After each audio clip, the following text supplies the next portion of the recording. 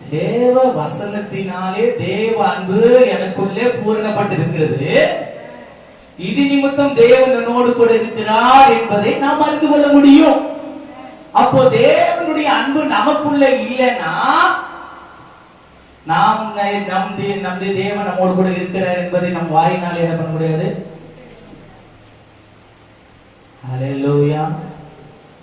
வசனத்தை ஏற்றுக்கொள்ளணும், கை கொள்ளணும், அந்த அன்பில பூரணப்படணும், நாம் தேவனுக்குள்ளே நிலைத்திருக்கணும்.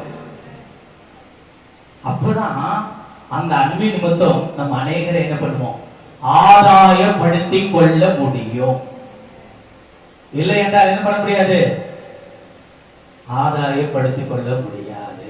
உன் புருஷனையே ஆதாயப்படுத்திக் கொள்ள முடியாது, உன் மனைவியை ஆதாயப்படுத்திக் கொள்ள முடியாது, உன் பிள்ளைகளை ஆதாயப்படுத்திக் கொள்ள முடியாது.